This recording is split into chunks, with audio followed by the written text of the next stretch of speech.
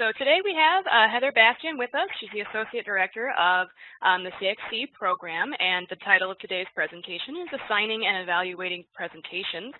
My name is Lynn Wall. I'll be your host for the session with the Center for Teaching and Learning. And with that, I'm going to go ahead and hand it over to Heather for the presentations.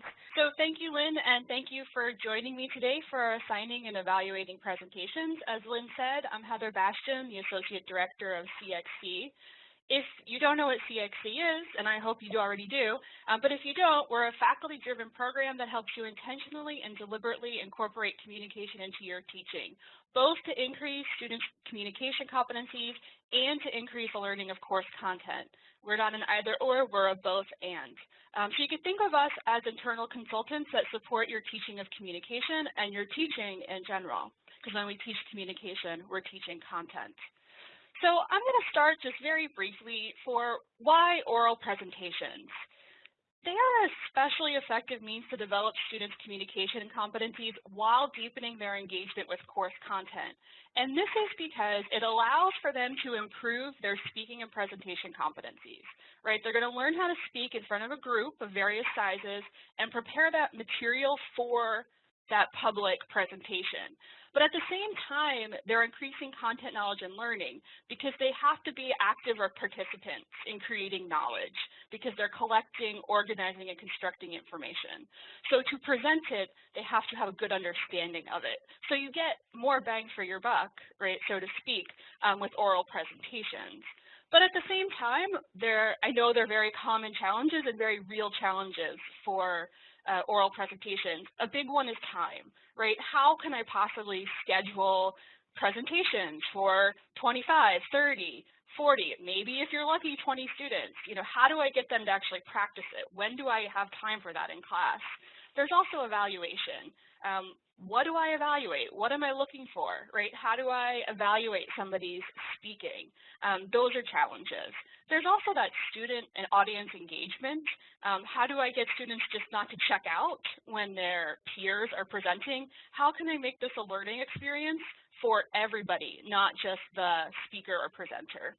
So my goal today is to provide you with a process for developing, assigning, and evaluating presentations that will help students and you achieve the benefits and reduce the potential for common problems. That's my goal. So to do this, I'm going to walk you through the assignment design process. And this is a three-step process where we develop assignments, we assign to students, and then we evaluate the student work. This process can be used for any assignment, whether it's written or visual or oral. Today, I'm going to focus on specific considerations for oral assignments and what this process looks like for oral presentations, but this is a three-step process that you can use universally. The first step, developing presentation assignments, I'm going to spend the most time on this step because this is a step that will take you the most time. But if you take the time here with this, the other two steps are much easier. So I'm going to really encourage you to invest the time up front because investing time up front often saves us time at the end.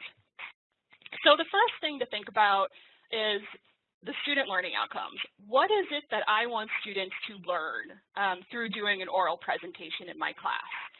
It's not just one thing, there might be multiple things that you want them to learn, but what is it that you want them to learn?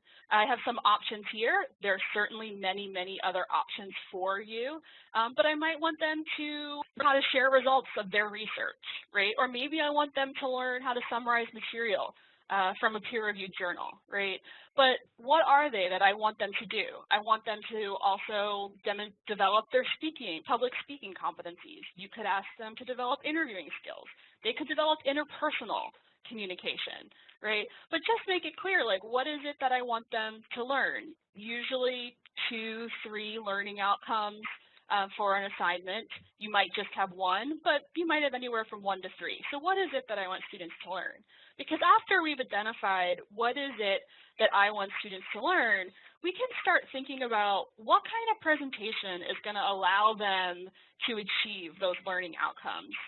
When we think of oral presentations, we usually think of those individual speeches or individual presentations that are given by each student.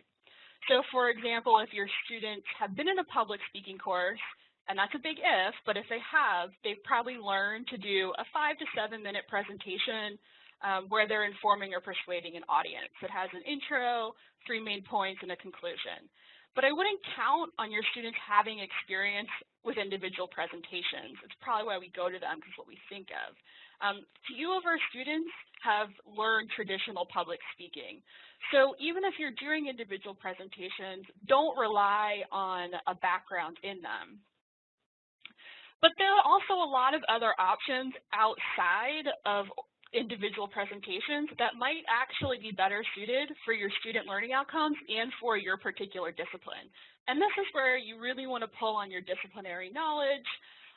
What is it that people in my field do?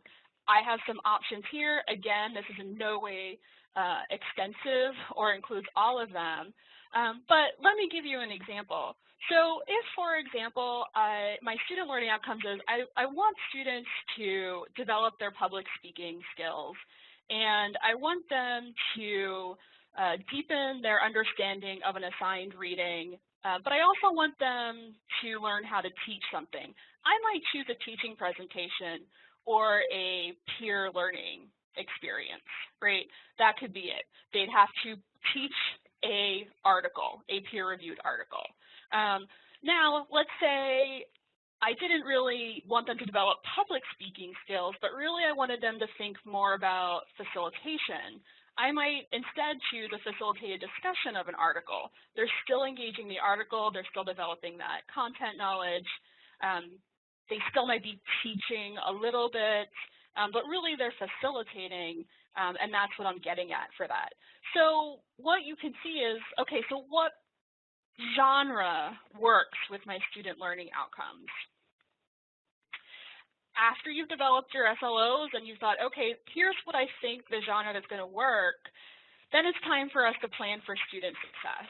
And we know 3 things contribute to student success in general, and in particular with oral presentations, and that's providing some direct instruction, developing scaffolding, and for oral presentations in particular is looking at that timing piece. So direct instruction is what you incorporate into a course, and for oral presentations, you want to communicate and have some in-class discussion or even lecture on what are the expectations for public speaking in your discipline. And also, what are these genre expectations? So if you're going to have them do a teaching presentation, what are the expectations for that? You'll want to explicitly and directly communicate that with them. So for example, if there are disciplinary expectations for citing sources in a presentation, make that clear. Tell them what they are. You can also provide basic instruction then in that area. You'll also want to think about visual aids. What are expectations for visual aids? Is it PowerPoints? Is it handouts? What do they look like? Provide some basic instruction on what do PowerPoints in this field look like. Here you can even show or discuss models of other PowerPoints in the field. Or if maybe you don't use PowerPoints, you have handouts. What do handouts look like? Or maybe you have posters, right? Thinking about that. And another thing to be thinking about for those expectations are sort of note cards or presentation notes. Are they allowed? How many are allowed? Provide some instruction then in what does that look like. The golden rule is that if you write out a speech in the entirety, you're going to read all of it. And if you are reading, you are not presenting, right? They're 2 different things. You're not engaging the audience. So you'll want to provide students with guidance, examples for how to prepare presentation notes that are effective but keep them on track. So that's what the direct instruction can look like. Communicate it, state it explicitly, provide some basic instruction. Showing and discussing models can be part of that. This does not have to take up every day of class. This could be simple 5 minutes. I'm going to spend 5 minutes a day, right? 5 minutes of a class period providing a little bit of direct instruction. This doesn't have to take up all your time, but you'll want to provide some of this to know what they're doing. In addition to direct instruction, you'll want to consider scaffolding an assignment. And a scaffolding is just a fancy way of saying breaking the assignment down into pieces. You break down into pieces to support the whole, right? The metaphor holds. So those assignment pieces that you can break down, so for example, you might have them turn in a topic or article for your approval at the beginning, right? Let's say a few weeks before they're going to be doing their presentation, and then maybe 2 weeks later, you have them bring in a working outline. That outline, you can give feedback on it, peers could give feedback on it, and then finally they present it. So I'm breaking it down into pieces that are going to help them practice, help them get feedback on the actual presentation itself. That leads into part of scaffolding is providing opportunities to practice. And this is absolutely a challenge because it really is not feasible to have class time for practice. Sometimes you can slip it in. They don't have to practice the whole presentation, right? Maybe they just do the intro in small groups. But to actually practice the whole presentation, whatever kind it is in class, is really difficult, and it just isn't feasible. So options are available for you for practice outside of class. You can put them in peer groups where they have to present whatever it is to a peer group of 3 or 4. They can do that in person, but we also have WebEx, Google Hangouts to do that. You can also have them record on their phone a video of them giving a presentation, post it to Canvas, give some self-feedback, some peer feedback. You could even provide feedback for that. In addition to providing practice for a particular presentation, though, you'll want to think about, is there an opportunity to do more than one kind of oral presentation in this class?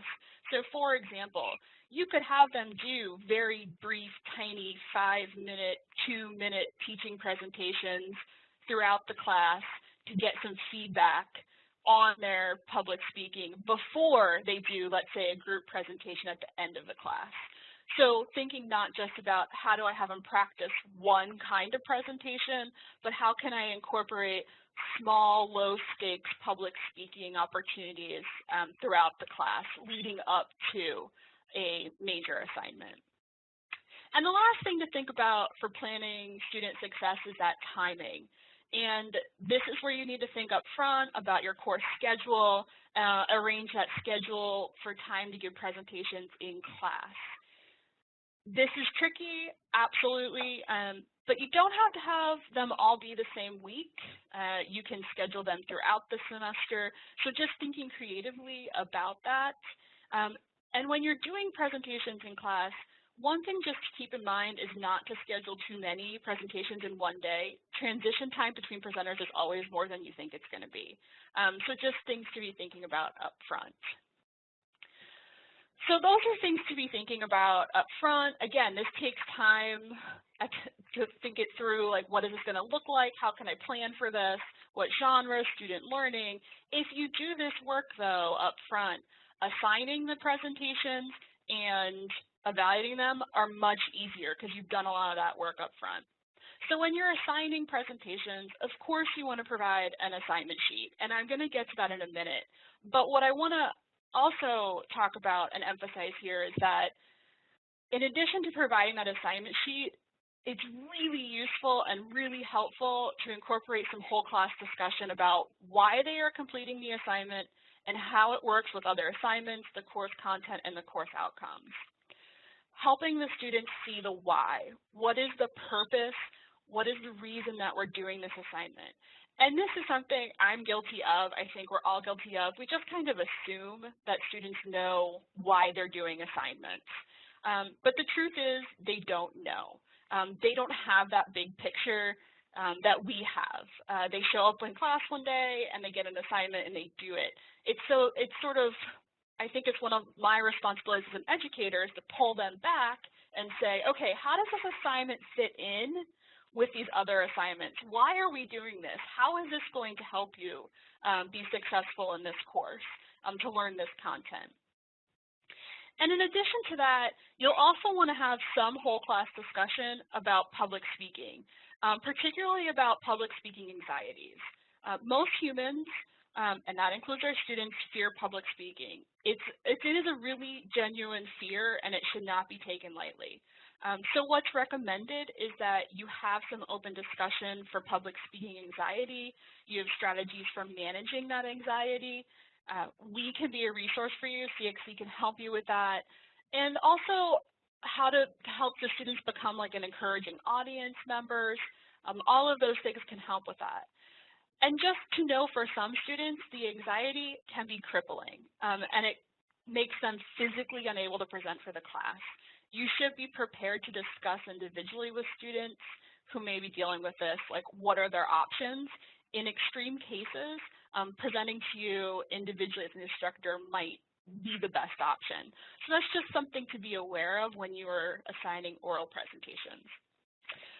So you need the assignment sheet. I really strongly encourage some of that whole class discussion about public speaking anxiety, strategies to manage that, but then also about why that assignment.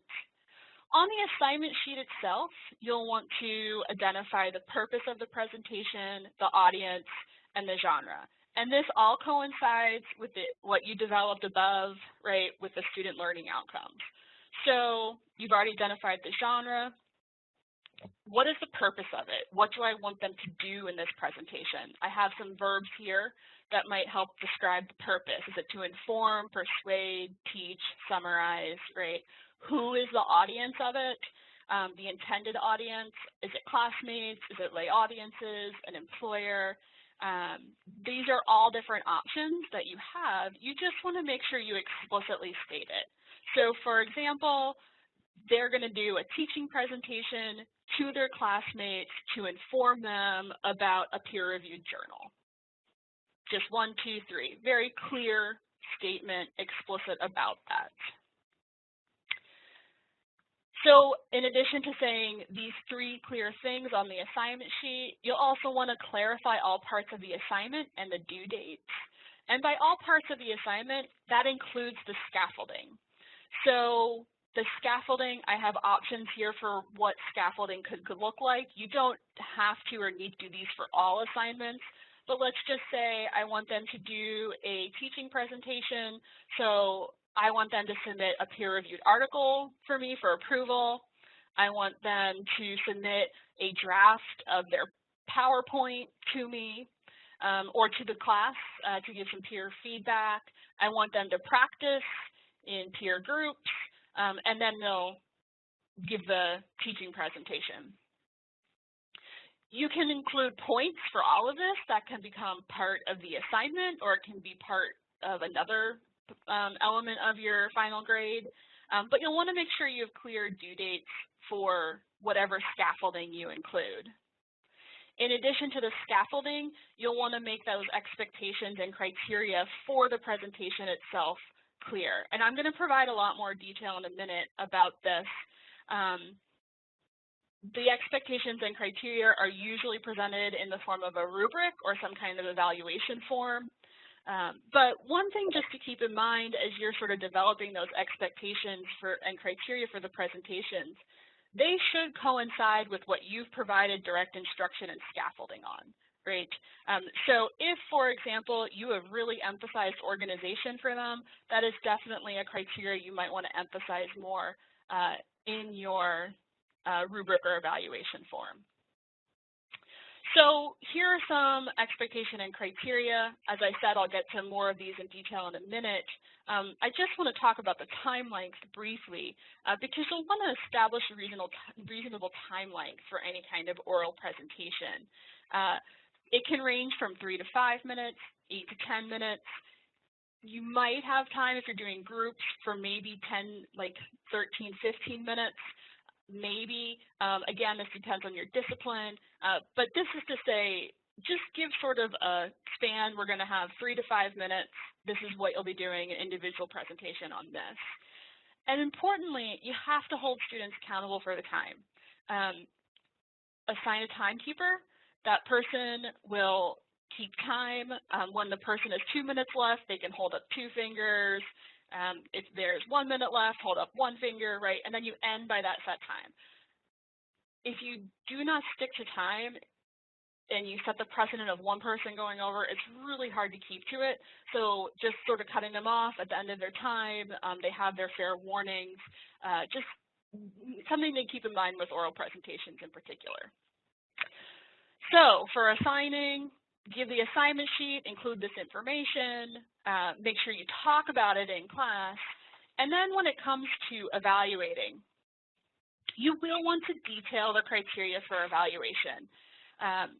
Again, that's usually in the form of a rubric or an evaluation form, but what's really important for oral presentations is that the criteria should balance substance or content and delivery.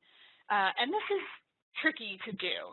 So to give you some guidance, I suggest that you take a look at the National Communication Association Competent Speaker Form. This is available on our CXC website. We have a link to it. And they have 8 criteria that they break down for how they would recommend a competent speaker is evaluated. And what you'll notice here is that the first 4 deal with substance and the second 4 deal with delivery. So the first one is about the topic. The second one is about purpose. The third one is about evidence or supporting material, and the fourth one is about organization. So it's not just about the delivery, which is next, is using language. We have vocal variety, pitch, rate, appropriate pronunciation, grammar, articulation, and then we have nonverbals here. So again, both, a balance between the two, because they're both an important part of speaking. You can have excellent delivery and not say much at all. I'm sure we've all been there. We've all been to those conference presentations, right? Where they speak, it sounds good, but they're not saying much at all. On the flip side, you can have really good things to say, but also have terrible delivery. We've also been to those conference presentations. So helping students balance those two. I wouldn't suggest adopting the NCA competent speaker form wholesale, but rather using it as a place to start, because it can help you think through, okay, what is it that I'm looking for, and what do I want to give feedback for this particular genre and for these particular learning outcomes. So these give you a place to start where you can adjust and revise them for your particular assignment. So you'll detail these criteria. Students will be provided with that rubric or form, with the assignment.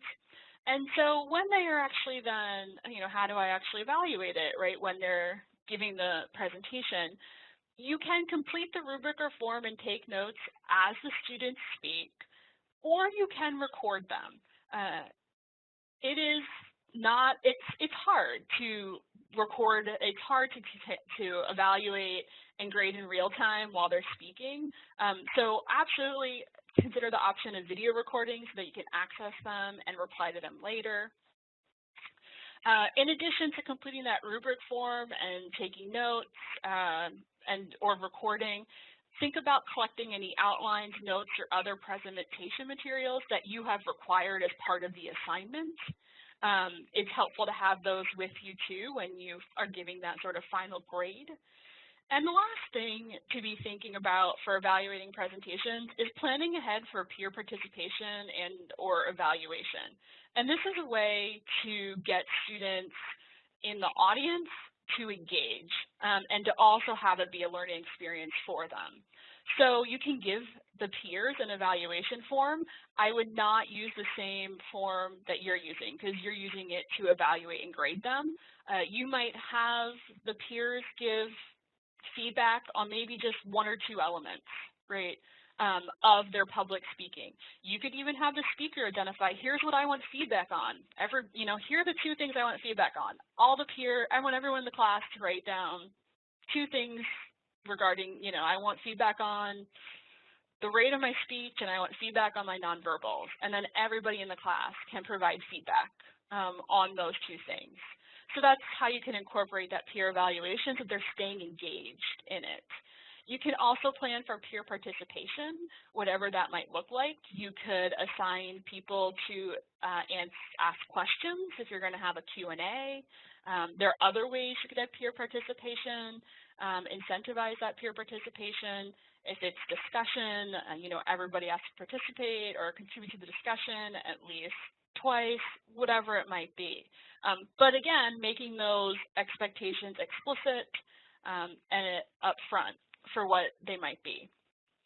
So I know I've covered a lot of information today, but I certainly haven't covered everything that you probably want or need to know about oral presentations. So please contact us. We're available for consultations on assignment design at any point in the process. We are certainly happy to help you, whether you want help designing or whether you're concerned about evaluating or even the assigning, like how do I actually talk to them in class about these things, we're happy to help you at any point of the process. So, but what I hope you leave here with today is that three-step process for designing assignments, right? That designing assignments, assigning to students, and evaluating. Again, that's a process that can be used for any assignment. And I also hope you have some ideas for incorporating presentations into your course. They're an excellent learning tool, both for communication reasons, but also for course content. And I think you might have a few minutes. If you have any questions, I'd be happy to answer them. You can either type them in the box below, or you can simply unmute and ask.